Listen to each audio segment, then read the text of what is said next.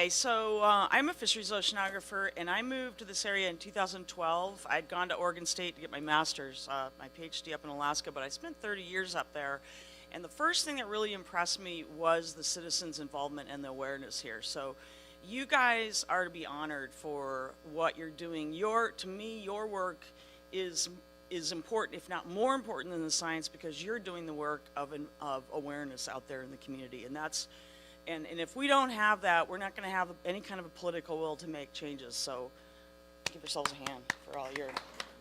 Yeah, and I know some of you guys are in the beach spawn survey. And so after seeing who raised their hands of involvement, you guys are pretty educated. So I'm probably going to just skim through the stuff you've heard at your beach spawn survey trainings with Phil, Dione, and others, and focus on probably things you hadn't thought of about forage fish. So, commonly asked questions by citizens, non-fish people, bird people, is this list. Are there species that are more important than others? Are different species critical for different predator species? Are these species important because of their sheer abundance, their nutritional quality, their ease of prey capture, or a combination of the above? Where are they, and what is their abundance level? That's kind of a burning question for all of us. What anthropogenic factors affect them the most? Pollution, human development. That's probably a question and a great concern to this group. How is climate change affecting the distribution and abundance? And one that I hear a lot from, especially environmental NGOs, is do the fisheries affect the availability of forage fish for protected and unprotected apex predators? And then I'll be open to questions from all of you guys. So if your question is any one of those, hopefully I'm going to answer it during this talk. If not, then I'll be open to them at the end. So what are forage fish? It's the specific species or juvenile forms of other species that occur in the middle of the marine food chain. So a juvenile salmon is a forage fish, and so is a juvenile cod. There are invertebrate species that are really important, like squid and krill that we all know about, but that's not going to be the focus of this talk today. So generally, these fish are planktivores, but they also will eat larval and juvenile forms of other fish. Sardines are interesting because they have a strategy of eating the larvae of their predators, which are hake in a lot of cases. So that gives them a little bit of extra boost to get up to the numbers you see them in sometimes. And it's this combination of abundance and high quality food, which is what consists of high quality, is high lipid content and protein, that makes these fish critical food sources for many of the large predatory fish, seabirds, and marine mammals. And I added indigenous humans because when they were in sustainable numbers, the indigenous peoples, they were part of the ecosystem, so they need to be included in that list.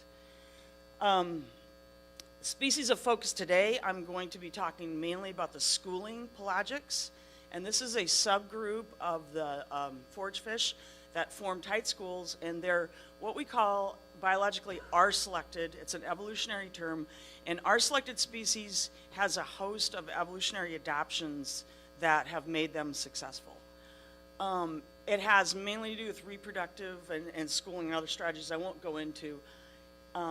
And these fish are all have in common, they are considered pelagic because they feed and they migrate in the water column. Even though they may use the beach and substrates for spawning, they subsist and live in the pelagic midwater zone. The schooling behavior that they've adopted does reduce the probability of any individual getting eaten. It also reduces the probability that a certain group is going to get spotted. So it does two things. It protects the individual in the school, and it makes them very patchy, which is a challenge for predators finding them. But smart predators, like things that fly, have really good eyes, or things that have sonar, or like fishing boats or whales, are able to tune into them, and they can in turn attract a whole suite of other predators like sharks and some of the other pelagics. So once, and I know you guys have all seen this because you go out there, you see a few birds, and you go back an hour later, and there's just, 200 cormorants and gulls and diving birds and seals and everything else on them. So they just kind of attract a whole host of things like a magnet. The schooling behavior, some of these fish are spawn near shore and they're sensitive to disturbance on the beach. And these two factors alone, this is a point that Phil Dione makes in his training, the schooling behavior and the spawning near shore and their abundance makes them really good marine health indicators. Plus the fact that they're critical in that food chain. In this region, several of the species became economically important in the late 1800s, and most everybody knows Steinbeck's story of Cannery Row, which was about the sardines.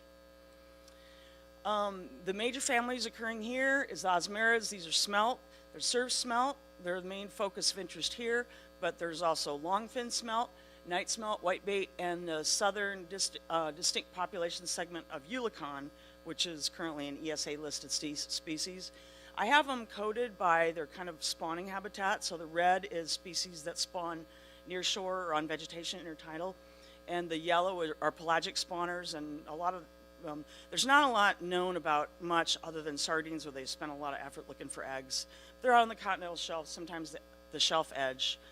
And then there's anadromous species, which is similar to what salmon do. So in the smelt, they've got all three.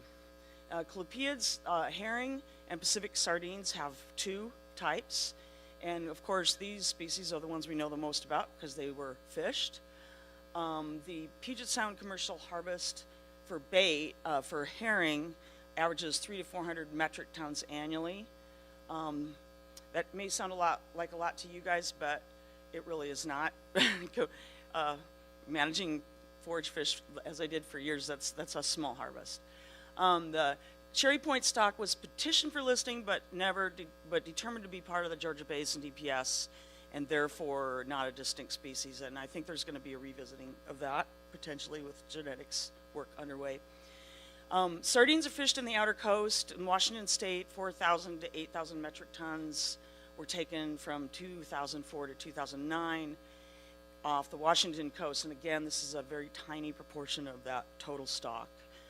The sardine stock has two segments. It's, without getting into a lot of detail, it goes into a metapopulation structure when it's in high, and it goes all the way up to Vancouver in high abundance, and especially prevalent in the summer. The Ingrelidae, the anchovy we have here, the northern subpopulation, and this summer, I don't know if any of you guys noticed, but they were in massive numbers in Puget Sound. Squalicum Harbor was full for several months, if not still continuing. Even up to a week ago, there was about a 10-mile stretch of anchovy from White Rock all the way down to Cherry Point. And they were interesting because they were in columns on the edge, and then these tongues would split out, spin off like a galaxy off the columns and go feed in these tongues of anchovy swimming through the shallows, and that's probably what a lot of people saw. And I think this first slide here, that's anchovy feeding. You see how is there a pointer there? You're here? Yeah, their mouths are open. They're filter feeding. Yeah, and that's what they do. They spread out like this, but when they're schooling, they're much tighter, and they swim in swirling columns. So, yeah, like this is a juvenile sandlant school. You can just kind of see some of the different school structures that they occur in. Okay, let me see. Did I finish this? And then finally, the Bathylogidae, I'm pronouncing that wrong. They're the deep sea smelt. And very, very few people know about these because you don't see them, but there's northern smooth-tongue smelt here, and they can be in massive numbers without us knowing about it. When after the oil spill in Prince William Sound, when we got money to go look at larval fish, they were the second most abundant larval fish out there, and it totally shocked us. I mean, we were expecting to see herring or sandlance, and no, northern smooth-tongue was the second behind pollock. So they can be in huge numbers. And this is where I'm going to get into maybe a little more conceptual thinking to get your brains clicking about how this all comes together. The marine trophic structure is dynamic. It's not always a triangle. And climate and the result, that's my friend the herring there talking, climate resulting ocean conditions drive the size of lower levels and for these forage fish, and they can fluctuate in huge swings from that. So if you look at the common triangle. There's a little forage fish in pink. The bottom is phytoplankton, the yellow would be zooplankton, and the orange would be your apex predators, which include your mammals, seabirds, sharks, tuna, salmon, those guys. Sometimes, though, it can look like this, and it can get top-heavy. And the problem is, if the public's not aware that it can do this, and they start seeing marine mammals dying off or seabirds dying off, they don't really care if they see a bunch of dead fish, but dead birds really bother people. But it can happen, and it can happen naturally without our interference. And there is evidence that these domoic acids, some of these disease outbreaks, are stressed birds that have not gotten enough to eat. So I think a big trick in education, from my point of view and your point of view, is how do we distinguish anthropogenic from natural die-offs of these things? I mean, there's a big everybody wants to be motivated to go save them, but maybe that's not such a good idea in some cases. So these are some of the shapes that we've seen in terms of magnitude that the trophic structure can take. And I just think a lot of people are not aware of that. And of course, some of these apex predators are long-lived species, so the lag in response of the bottom up, the two bottom triangles can vary on very short time scales and hugely interannually. And the forage fish, some of those species are recruiting every year, so they can respond, but some of the longer-lived animals cannot. So here's where we get into a little bit of theoretical. The R-selected schooling pelagics, they undergo huge and dramatic population swings, up and down, up and down. When Cannery Row, when the first collapse of sardines happened, everybody really thought it was the fishing, overfishing. And that was kind of an accepted fact until the archaeologists started doing scale cores in the sediment and found that these swings actually occurred before man even got there through the ice ages. And so this is a really simplified view of it, but basically they have two levels. They have in the population swings. There's what we call a low density threshold, which is the bottom line. And that represents a low abundance where it's not worth it for predators, which include fishing boats, to go after these things because there's too few of them. And they're patchy. It takes a lot of energy to go chase around a few little schools. The upper level is what we call the high density threshold, and that represents a satiation level. So the stomach's full, the boat hold is full, whatever predators you want to look at. And of course, these things move up and down. So this is very dynamic in itself. The key is this density, which is the vertical coming in. And if this is the recruiting density coming in, the red lines indicate if a recruitment of fish comes in below the satiation level, they rapidly get cropped down to that low density threshold. So that's a stable population level.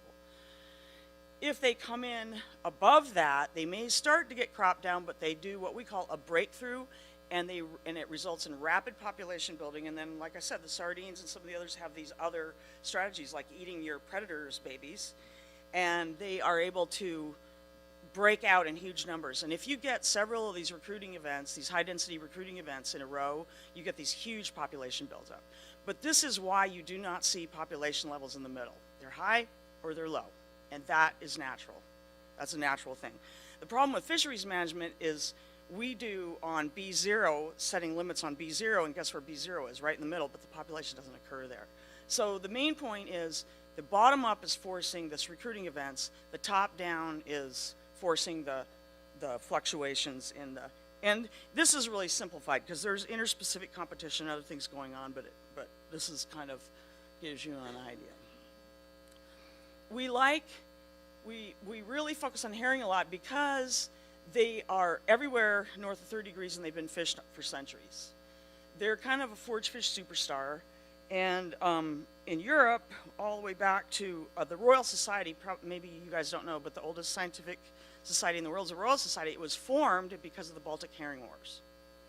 The herring caused the formation of the Royal Society. So that they were extremely abundant. They're extremely abundant here, and they also, according to Osland Sinclair, who were one of the first scientists to really think about stock structure of these guys, they had the richest stock structure of all the marine fish that had been studied prior to that point, according to these two guys. And this is a really kind of interesting quote from this guy from 1758. So a little bit of a historic misunderstanding, but these guys thought there'd be so many of them they would do damage to everything. So it's kind of funny. That kind of gives you an idea of the kind of abundances.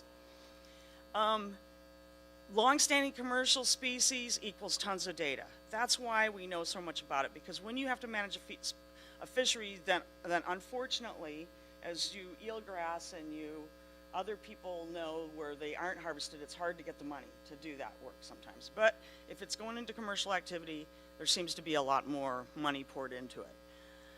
So unfortunately, the amount of research that we have is tied to how much they are fished. I witnessed this firsthand in Alaska when our herring collapsed. I saw the research dollars go to really low levels. And that's the exactly wrong time you want to be quit doing your stock assessment. But there's a real, government short-sighted, and they're quick to pull money out of socioeconomic enterprises that aren't paying off. But some of these pictures here give you the idea of the historic level. I mean, look at that one up on the left of the oil. This picture here, does this pointer work? How do I do this? Is that it? Yeah. Is that on? Oh yeah. This one here, I don't know if you can see those dark spots in there, can you? On the screen? That is a Togiak herring fleet up in Alaska. And you can see the size of these schools. The fishery executes on 250,000 metric tons. The fishery, just the aerial guys have to see that. And then in the heyday, there'd be 150 airplanes swarming over the top of these guys. So, I mean, it's a big event. Yeah, it is. It actually was. So the roe fishery was collapsed by market and some pricing from Togiak, and that took our data levels down to with that arrow, this arrow here. So that's what I was talking about. In the old days, the value of the resource was relatively low compared to this. I mean, where we really gained research was when these fisheries were going in terms of U.S. That's one thing I will say about Canada. They seem to do a lot of science on either end. So really, I hate to say this, but the best herring science is on the West Coast, is out of Canada. So kind of that's our information space. That's how I look at this. In other words, where's fisheries, there's knowledge. New markets are being developed for forage fish while research and assessments programs are in decline. And this is setting us up for a real conflict because the government's getting pulled in conservation and industry. And I think there's a great opportunity for citizens in here. I'll talk a little bit more about that later. But on the Atlantic, how many of you guys know what's the second biggest fishery in the Atlantic that's multinational? Anybody know? Nope, that's first. What's second? Capelin. It's a smelt. Capelin's huge. They also commercially fish for sand lance over there. Yes, they do. And they have very good management. It's a international. Iceland probably has the biggest fleet, but Norway, Iceland, Newfoundland, what else? France, Ireland, England. They're all involved in ICES, which is International Council for the Exploration of the Sea, and manage these things. And they do a pretty good job. And they police themselves. But they've had the capelin population is sustainable with with the way they're fishing it. So I'm just going to talk a little bit specifically about more of these species. And I apologize because some of this, I was very lazy when I did this talk, and I pulled some of my stuff from my Alaska talks. So these are kind of what we see in Alaska in herring spawn. Those are herring eggs washed up that I'm standing in. That is a typical little plume of herring spawn, and that's, of course, milk. You guys have seen this, right? And that's milk in the water. But look at the seabirds. And what you can't see are the hundreds of sea lions and the killer whales and everything else. It's like a big magnet when this happens. Their stock structure is well known. Local governments there's two types of populations. There's large migratory stocks, of which the stock complex in Puget Sound is one of those. Cherry Point is probably not. Cherry Point, the evidence is starting to point toward a smaller non-migratory stock, but the jury's out on that one. So there's some information being processed right now. I don't know how many of you know this, but a guy named Doug Hay, who's a Canadian scientist, was out in the Fraser River watching an artisanal fishery, mainly Chinese migrants, and they were catching these herring, big ones, and he asked if he could look at one. He opened them up, and they were immature. But the timing did not match the rest of the Georgia stocks. It matched Cherry Point, because Cherry Point spawns late. So he collected samples that are now in UW being tested for population genetics, and I'm not sure when that's going to be out, but it'll be interesting. Yeah. In Alaska, herring spawn at age 2. With forage fish, with these fatty forage fish, it isn't so much the age that they spawn, it's the size. It's a critical size. So an age 2 herring in Alaska looks like an age 2 herring in Alaska looks like an age 3 herring here. So they start spawning, they spawn more, but in Alaska they're not considered fully recruited till they spawn at age 4, and I believe here is 2 and 3, is that correct? Yeah, so it's a full year, but if you looked at them, they would be exactly the same size. So it's more the size of the animal and the energetics of being able to, pump out the roe and all of that. That's more critical. They can be really long-lived up north in Bering Sea. They'll be up to 17 years old, and of course the upper age decreases as you go south. So the oldest herring in Prince William Sound was 11. I think here it's probably 5 or 6, or even maybe 7 or 8 at times. They seasonally migrate to feeding areas in the summer. Those can be, they're always on the shelf. There's a misconception that herring are below 100 meters, and they're not. Herring are 100 meters up. They're always on the shelf, and they are planktivores, and so they have to be up in the euphotic zone where the plankton is. That's upper 20 meters in northern waters most of the time. So when you hear people telling you it's deep, it's because the boat pushed them down that way. They go down. They boat avoid. But during the daytime and in the winter, they will go down in big columns and beyond the bottom. So and that's the dynamic vertical migration, which can be 100 meters. And the experts on that, I would say, are the bait guys, because the bait guys have these really fancy sonars that track them, but they're mainly in the winter. The bait fisheries, this might be something you don't know. When the fish come up, they release bubbles, and the fishermen seine the bubbles, not the fish, with their sonars. The winter fisheries, that's what they're going after. Before you leave that slide, go back to the Yeah.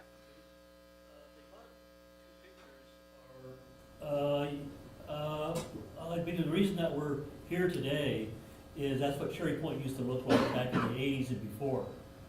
We used to have that kind of coverage, that kind of spawning density on the Cherry Point shoreline.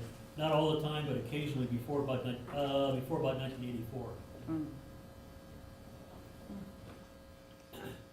It is a topic we can talk about. I've been in a lot of conversations with the WDFW staff, and I will say this: the WDFW had an excellent forage fish research group, and we've been kind of talking about different ways to look at it, but density-dependent processes. And so, yeah, Washington's lucky it has some very, very good forage fish scientists at work on all of this.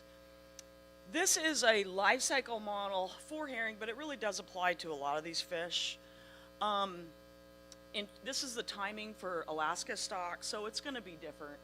But basically, the part that we know most about is right here, right? Because they come in near shore and they spawn. And here, as you guys know, it's in winter, and then what? Cherry Point's February, March, or March. So just ignore the April, May. Just ignore the timing there. But this whole cycle they're gonna share in common. They deposit these eggs, and really, these spawning areas. And this is another point that I hammer on. the herring really don't give a rat's ass about what they spawn on. They'll spawn on rope. They'll spawn on your back. They'll spawn on... The spawning site is a launch pad because the spawning site is situated for this. And the big key here is spawn where your eggs will be retained so that they can contribute back to the population. Because evolution is all about fitness. And the only way you're going to maximize your fitness is if your little eggs come back into the population. And how do you do that? You get them into a place where they can be retained. So this post-hatch in larval is, you know, these guys can handle 80%, 90% mortality. That's very common through eggs. So most of us herring biologists ignore that. But the starting point is post-hatch because this is where the first huge variability in survival occurs. It could be 5% to 90%. So, and this is really key, and this, the density coming out of this stage is what bounces it up over that high density threshold. So this is the first big chance these guys have to do a breakthrough population increase. And so they're out there, and of course it's stock specific where this is. Then they come for herring anyways. They drift, hopefully the retention area puts them close to a place they want to rear, nursery areas. And again, that's unique to species and stocks. And they metamorphose for herring, it's in these nearshore areas. And they are kind of weak swimmers, so the schools are don't look like nice round herring schools at this point. But they go in and they stay, in Alaska they stay a full 2 years. Now here they only stay a year. They overwinter and they're pretty much leaving those nursery areas. And a nursery area, because this is inland waters, could be just a shoreline. It could be a pocket bay. You guys have all seen those little herring. And you've seen them grow up where you have to look at them because they kind of are such bad swimmers that you think they're sandlats, but they're too dang short to be sandlats. Huh? Right on the shoreline, doesn't really matter. What's a good nursery? A good nursery bay is inside a tidal rip where food is concentrated inside that rip because it's at the rip zone that the predators that love to eat them are. So they want to be close to oceanic food sources because these guys are feeding on copepod eggs. I mean, they're feeding on a lot of stuff, but their maintenance food is like the eggs of the copepods, and to herring, copepod is like the high quality food for them. And so these guys now are wanting to eat bigger plankton, and they'll eat herpactic. Am I speaking Portuguese when I say this stuff? Yeah. So anybody knows SpongeBob, SquarePants? Evil plankton is a copepod. All right. Evil plankton's a copepod. So copepods are big chunks of fat and protein. So they're really good food for these guys. They'll eat pteropods. Pteropods are chum. You mentioned pteropods. You ever notice they smell like cucumbers? Okay. So have you ever opened a fish up and had it smell like a cucumber? It's because they're eating pteropods. So chum salmon love pteropods. And so do capelin. And some of the smelt love pteropods. So if you open a smelt or a chum salmon and you smell cucumbers, that's because they're eating pteropods. Herring, not so much. Herring like copepods and bugs, bug-looking things, basically. But the oceanic bugs have more energy, and so they prefer to be somewhere where there's transported bugs in, which means near a tide rip. And you'll see better growths in areas with some type of oceanic transport that's coming in. And so that totally doesn't answer your question at all.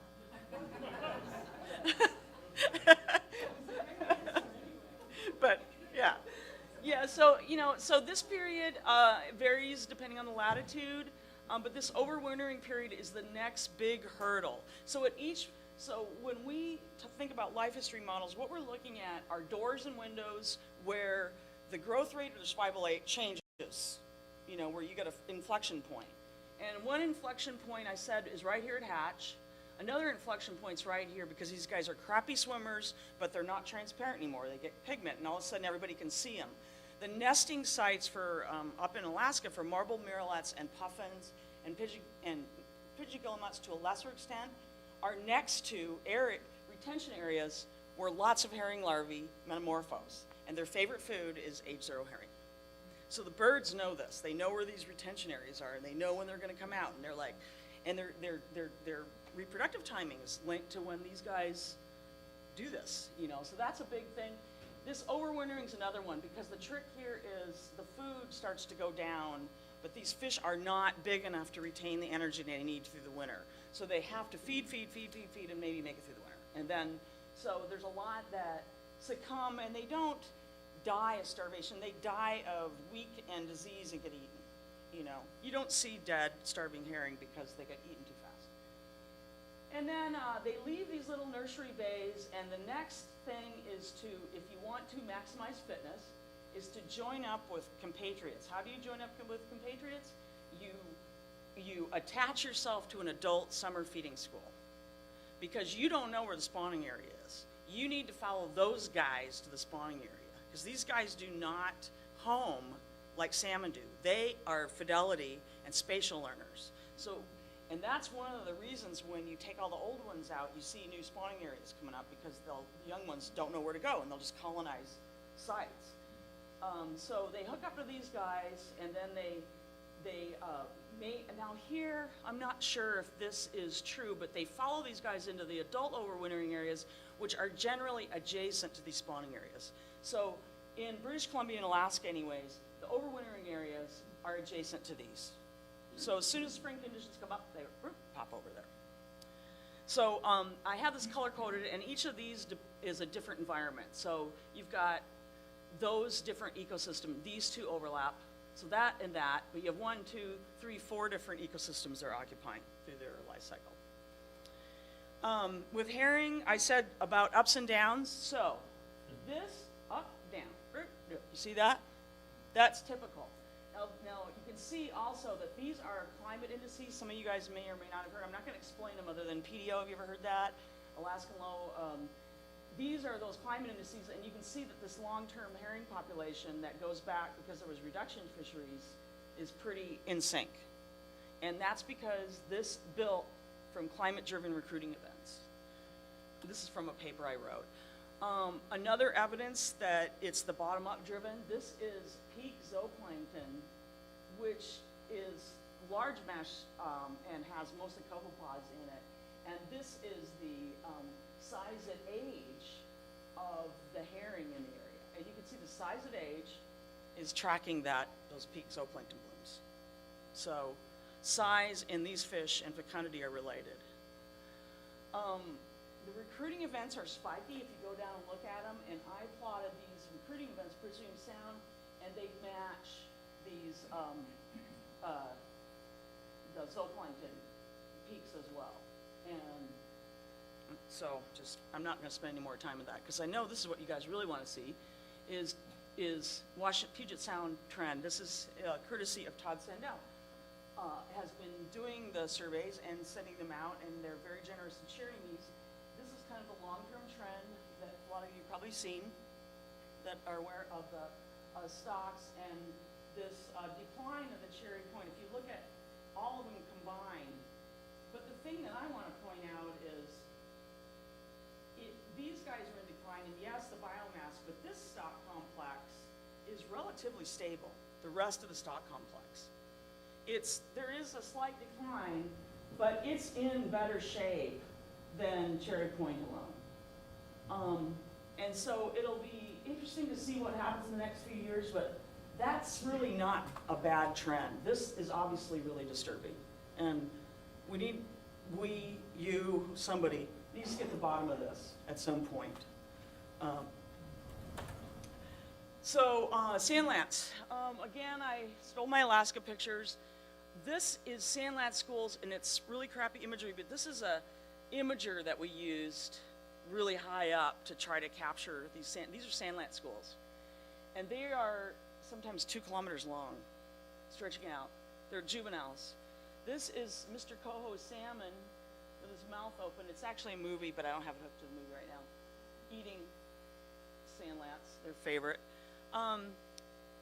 They may be the most abundant forage fish in the Pacific Northwest. I don't know. I'd probably ask the Washington guys what they think. They certainly probably are in Alaska.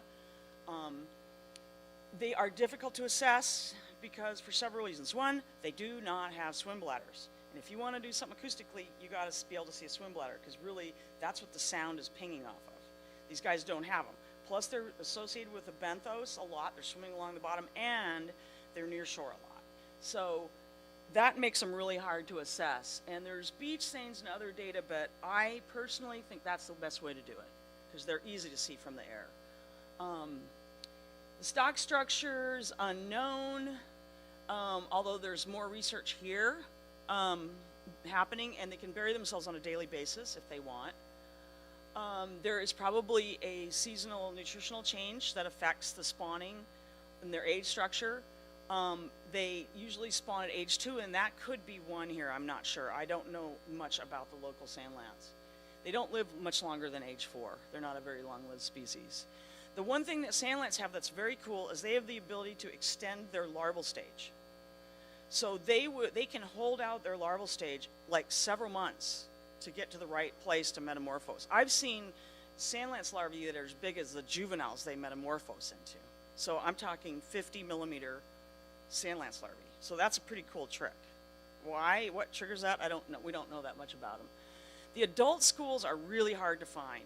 They may be pelagic, they're in, but it's rare that you get yourself into an adult school, and we really don't know much about them.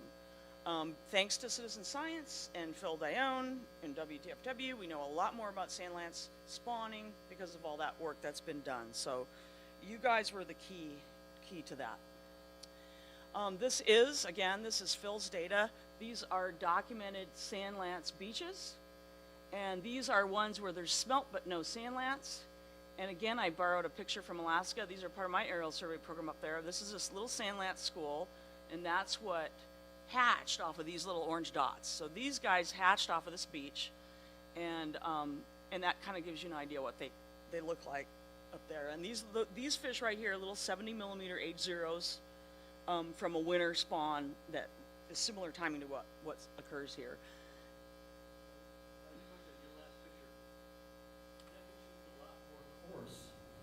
Than what we typically think of as a sandlance spawning beach, because we typically think of a sandlance spawning beach, at least in this area, as sandy. Yeah, I know. I have a picture of the Sur Smelt beach. So we don't know that those fish came from that substrate because they move. They could have come around the corner. Maybe this has better zooplankton food, so they might have hatched in a sandy area over here, moved over here because there's more to eat. So just because they're there doesn't mean that's where they were born. Because they can, yeah, this right here. That's sandlance. Well, it's a school that happened to be there at the time the plane was there. Well, so in Alaska, we do a lot with aerial surveys. Salmon, herring, that's how we fisheries manage. I simply, after the oil spill, transferred the technology to doing forage fish, and then worked with a lot of, mostly seabird people, because they were frustrated because the acoustic vessel was not seeing these fish, and yet this is what a lot of their birds were feeding on. So I did aerial surveys, and I'm getting ready to publish 12 years of that data, and as we speak right now, this paper's getting done. This is a more recent paper here by Selleck, and a lot of you know Jim because he runs the PSEMP Forage Fish Work Group, and these are one of their datas. It's it's the kind of relative abundance of where these fish were captured through the sound. Starting to get a little bit of a spatial picture. This came from a poster that was put out by Pierce et al. In 2014, but it kind of gives you an idea of the live to dead egg ratio and the spawning periods in the South and North Sound. There was some inconsistencies in sampling, and I think you alerted to that. Part of their problem of using the data scientifically. If you have different sampling effort, that can really bias results. So you really do need help with a biometrician or somebody who knows statistics of how to deal with that. It's an unbalanced design. And unbalanced designs, we don't like them. But you get what you get, and there are ways to deal with it, and it's just a matter of improving that. So on to Maredsous, Sur Smelt. These guys are migratory intertidal spawners, as you know. They're thought to be in a single stock in Puget Sound. There is more known about these than some of the other species because of the beach spawning surveys that have been done, and Dan Pentella deserves a lot of the credit for getting that program going years ago. He even did some historic surveys in Lummi when they were doing some development there, and we still have that data, and the data Dan carried through. He collected the data, made sure it went in the database. So that data is in the statewide database, which anybody can access. And that's where this information comes. So you can go, I didn't put it on here, but you can go to, how many of you guys have been to that website? Yeah, and it's nice, isn't it? You can go to the area. So just to let you know, there is an effort through the MRC to start doing more beach stains in this area. So I've partnered with the college, and we're adopting sites on the reservation, and there's another group adopting sites in northern Bellingham Bay. I think there's going to be an effort to continue the ones that were done in Chuckanut, and I believe somebody's doing Cherry Point. I'm not exactly sure, but I've been told there's a group that you are. They're doing Cherry Point. So we're trying to get it covered. We're still got a big gap on Lummi Island, so if anybody wants to do that. You're doing Lummi Island. Okay. Yay! Okay, you're going to try to do that. Okay, cool, good, because that was kind of a gap. So we're going to try to do the one Sandy Point around, and that would be Rachel Arnold. Does anybody know her? She just got funded to do population genetics for longfin smelt, which is very exciting because that hasn't happened before. She's a professor at the Northwest Indian College. She's relatively new. So this is from another one of those posters in 2014. This is Quinn et al. And this is the mean annual counts, again, spawn timing. And then they also counted the dead eggs found in the surveys. So even though there's low eggs, these guys don't survive. So really, it looks like the best egg survival are these two periods. And these fish, I think there's some ideas that these are two different stocks that spawn. I don't know that there's enough data to say that. It could be cues that part of the stock spawns. I'm not sure if that's true or not. I'm not a surf smelt expert, but that's kind of the thinking, is there's two kind of sub-stocks that have different run timing. This is something more interesting. You guys, this is our little region, and these are documented spawning surf smelt beaches. And just to let you know, these are fishing areas, and they're sport fishing that people fish for these guys in the stars. And I know from Phil that there was spawn over here. So there's other places, and we know there's spawn through here. There's other places not on here. Hopefully this is going to get filled in as more people are doing these surveys. And this is kind of, if you've been through the training, this is, exactly what this is. But if not, that's a typical surf smelt beach, and that kind of gives you an idea where the tide, where they're spawning in there. Osmerids, we also have Eulicon. We do have Eulicon here, and it's probably, I apologize for the Alaska picture, it was left over from the slide, but the southern stock here is, like I said before, is listed. There is no fishery. I know that there was an effort with the Canadians to try to get a better handle, because there's quite a big Fraser River stock run, but I don't know where they're at, and I just don't know that much about them here. I don't think they're a hugely important fish, but I thought you might like to see this. We had a huge stock Eulicon where I used to work in Alaska in the Copper River. They were associated with big rivers. So Fraser, of course, has a big run. Stikine River, Copper River. This is what a Eulicon adult school looks like prior to going up in the river. And I wish I had the seine boat on top of them, but that school right there, the seine boat's about as big as my little rag dot. That's how big that school is. Wow. And it was 60 meters thick. And there was hundreds of these. So that gives you an idea of kind of the biomass of these guys. Massive when they come in big numbers. So I'm assuming salmon really go after these guys? When these guys are coming in to spawn, it's not a very good overlap with the salmon. It's probably evolved that way. Mm-hmm. So Adam might know more. Well, no, the thing we used to know is if you wanted to go out to tag humpback whales, you just followed a Eulicon school. That was that was how they got through their seasonal need for fat. Mm-hmm. Of course, humpbacks are pretty smart and they can eat. Yeah. And now they got some that know about hatcheries. you know, the hatchery trained ones. There's a BC and Southeast and Prince William Sound have hatcheries where there's humpbacks that they know identified as that wait for the releases and just sit there and open their mouth. But you know, who can blame them? You know, we're in the top. We might be in the ecosystem where the triangle's really wide at the top, and they're just looking for food. You know, you can't blame. You know, it's a Yellowstone bear situation. I'm not gonna blame them. Let's see. Did I go through all this? So I'm not going to spend any more time on Ulicon, except that they do have a much higher age structure, and they get quite big. You know, there's 11, 12-year-olds. There's Ulicon that look like small salmon. They can get that big. And you here, people call the longfin smelt hooligans. So when they first said that, I went, no way. You have Ulicon in the Nooksack River? No. Well, but you just said you did. No, we have hooligans. Yeah, Ulicon. Well, we call these guys hooligan up north.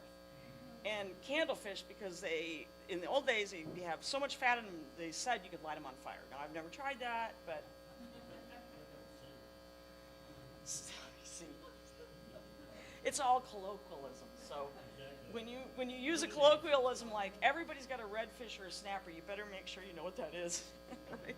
Yeah, in Australia, they have lobsters, and you go, those aren't lobsters. Yes, they are, you know. These are just, I don't know, I just threw this in there because I thought you might like to see. So, like I said, I did a bunch of aerial surveys. And, you know, we had little boats that either had cameras or little nets to validate. But these were like sandland schools, and they look pretty similar to these. But you could start telling the difference dynamics. They swim different. They sparkle. Like, these guys have really sparkly scales, so you can see little sparkles on them. And you could actually, we got pretty good at telling the size of the fish from this. These guys, like you said, were always around and following them. So anytime we saw lots of these guys, we saw lots of these guys, so the humpbacks. And this is a terrible picture, but I think I mainly I didn't have many pictures of capelin. This is a juvenile capelin school. It's much smaller than these, but they're always around, but look at the birds on it. And you can, and we, in the aerial surveys, we got to mapping the birds as well. And you could start even, there was links to the bird foraging patterns to specific fish and age classes. I'm not gonna get into that, but I worked with the seabird people to do that. And so there's several, I don't know, 6 or 7 papers published using this data, and that was really exciting to see that. This is more recent data. I think a lot of you know they got $2 million by the legislature to go do some forage fish trawls, the WDFW. And Dave Lowry was incredibly inclusive. He got the PSEMP group and opinions and sent it out. And they put together a trawl survey, and they did, I think they're gonna do 4 sampling. These are their sites, but they have it split in these 4 categories. So Hood Canal, Central Sound, or wait a minute, Hood Canal's over here, South, Central, I believe. I don't know if it includes that side. I'm not exactly sure which ones it included in Northern Sound. The little red dots are where their transects are. So they're doing acoustics and they're doing this trolling. I think they have a wing trawl, which is kind of a cool trawl without doors that you can tow really fast, which is what you need to catch these guys. I don't know all more details of it, but these are some of the catch compositions in the February survey. And without even looking at the species, look at the regional difference in the composition of these fish. It's huge. You know, North Sound, it was 55% herring, but big topaz. I didn't even put those on the list. Anybody know what those are? They're lanternfish. Yeah. Lanternfish are another incredibly fatty, elephant seals would completely go extinct without lanternfish. They love them. They go deep and then they come up, and they're full of fat. I didn't talk about them because they're not a schooling pelagic, but they're incredibly important. I was surprised to see that. You know, but look at the hake down here, and of course juvenile hake are a forage fish as well. And then you can kind of look at these differences. I don't know how many of you guys have seen this data or not. It's pretty new. I asked him if I could just show the pictures, and he said yeah, because they got sent out. So where would we have seen the data?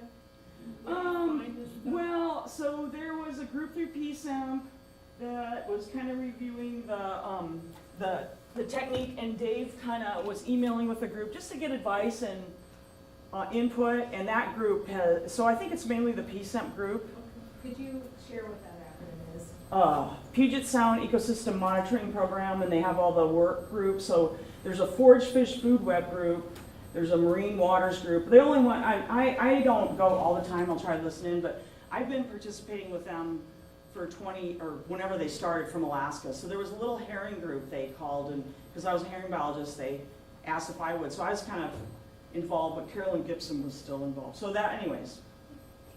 James Hellick, the author of that paper, he's the lead of that group. So, yeah, and they're online. You can look that up online.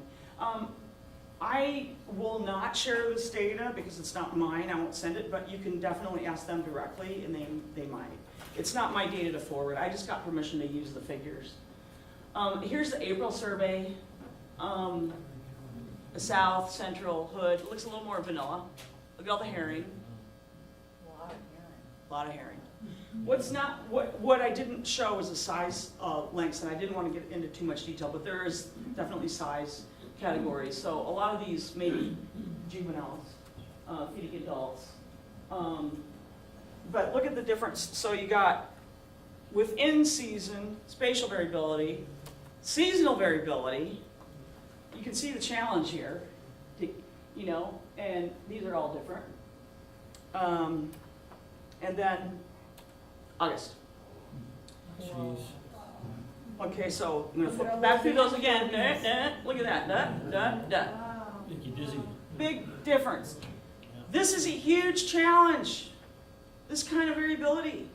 I mean, if I were to say, I'm gonna survey in February and give you the population estimate for herring, do you think I would get a different number than if I did it then? Of course I would. So you better know this before you go out and try to estimate populations, which is what we're kind of trying to do with a lot of these coastal pelagics, is doing a one time of the year. And I guarantee you, if this repeated, these are going to even look different. They're going to look interannually different. They're going to be seasonally different. I mean, it's just amazing variability. The reason is because they're, number one, they're climate driven, they're recruiting events, and two, they can go 20 kilometers a day. They don't sit. They go where the food is, and if they don't eat, they die. So they're following the food. If the food's different, they're going to go with it. So, so here's some of the survey challenges I kind of already alluded to. Just by the way, that is a juvenile herring school. That's what they look like. They look like that here too. In Puget Sound, these are age 1s. Here they'd be 0s. This is like late summer. They'd be 0s. They're like to little tight schools. They're about that long. And you can see the birds. Every single one will have birds sitting on it. And the reason they're like that is because there's some diving birds underneath them. At night they'll form a layer, but they're visual feeders, so they need to be next to each other to do this once daylight hits. But they're mainly feeding dusk and dawn. So here's the challenge. They're patchy. I already said this. They have mobility, you know, and that affects the probability of detection. So if you have a low population, the chance of you finding one of these things with a boat that goes 6 knots is going to be a lot less than if there's a lot more. And the differences between those high and low populations is an order of magnitude, right? So that's an exponential relationship. Probability of detection is exponential. High-speed methods such as aerial surveys work really well. It's why sardine fishermen and herring fishermen and anchovy fishermen like to use spotter planes because they can cover a lot more area and see them.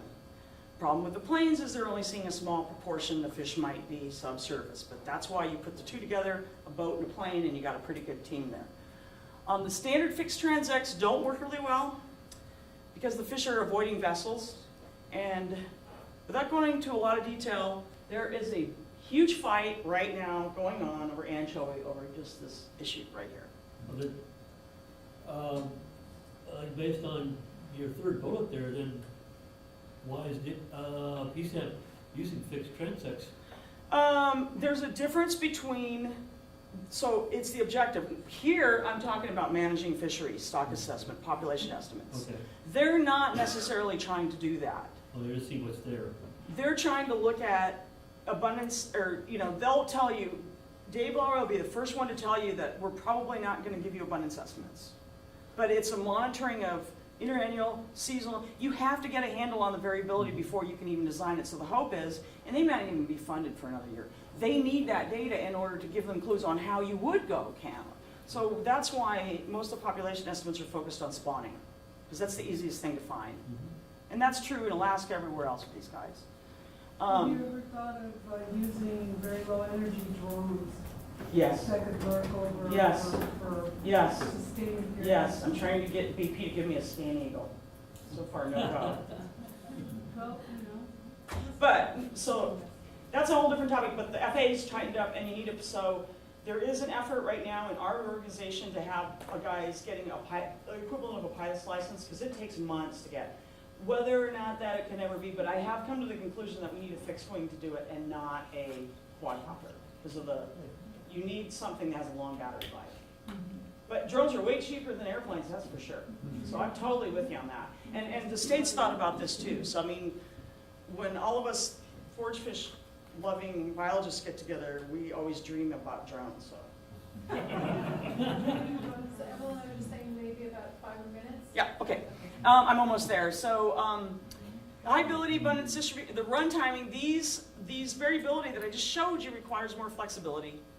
And, you know, face it, these agencies just don't have the money to do what it's going to take to cover these guys. So it's going to take citizen science. That's what I'm saying, I think.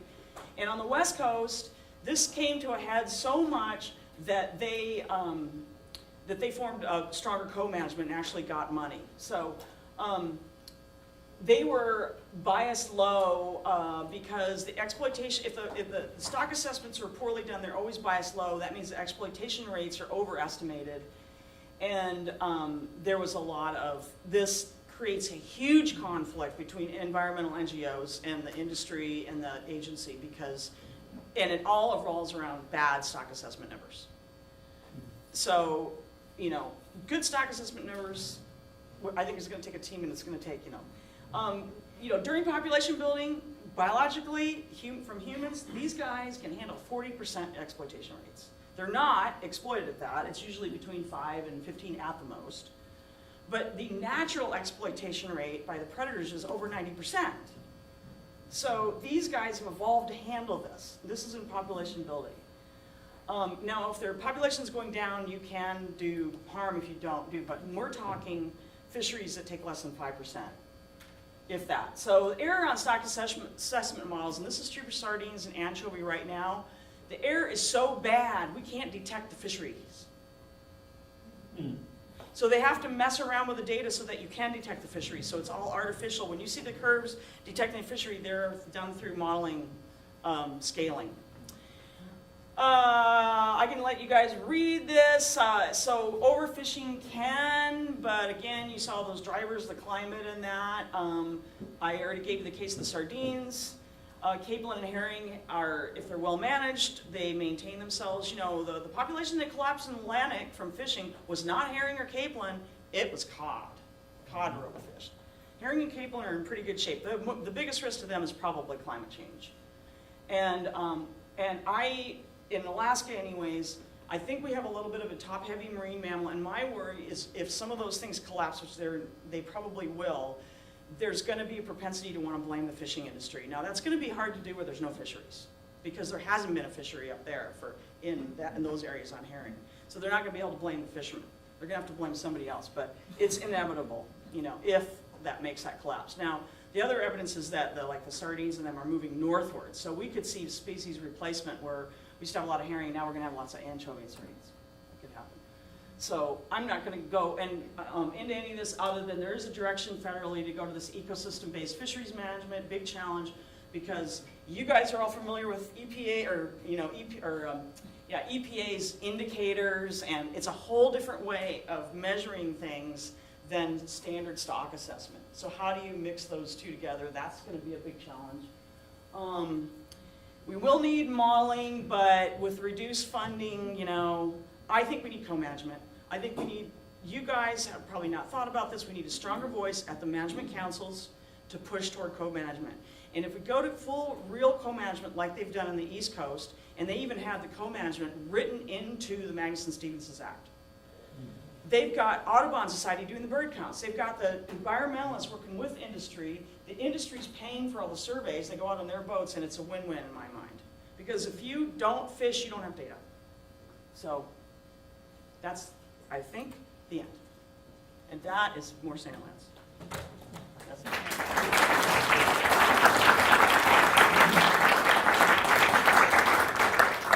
How many questions do you want me to? How about 3, and Okay. then we, if we have time, we'll have the rest. I saw at the him end. first. Yeah. I wonder if you could speculate on the apparent anchovy explosion stocks.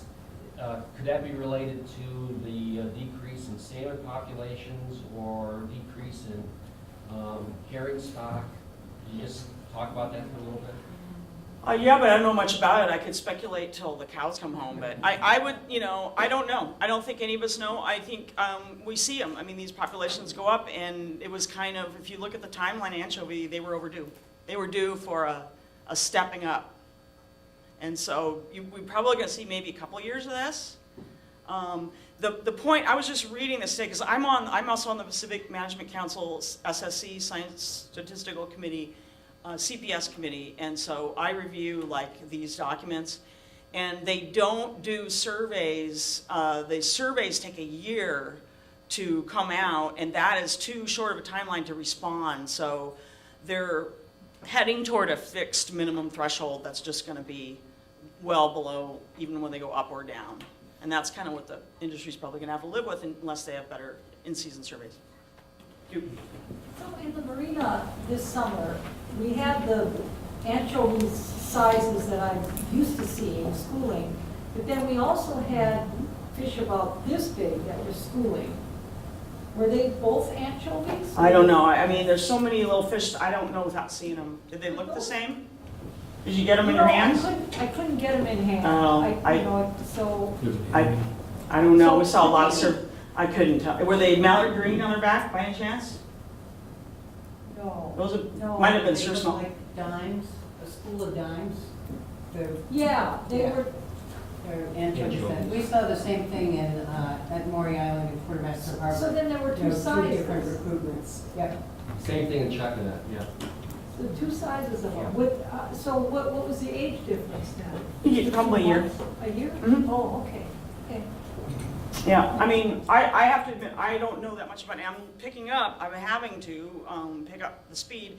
And there was some interest within the tribe of maybe doing a little test fishery, so we applied and got permission to do that. Not for money to go, test them, but we never got around to it. So we were gonna go harvest some, maybe next year. Yeah.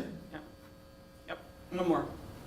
So for forage fish in general, fished forage fish, what are the 3 biggest end users? End users, pet food, You mean the markets? yeah, markets. Oh, boy. I don't know if I have that, but I believe food, it used to be oil, but I believe food has beaten that out. There's this Asian market that's grown, and ironically, it's not the big ones that are valued, it's the ones that fit in the little styrofoam box perfectly.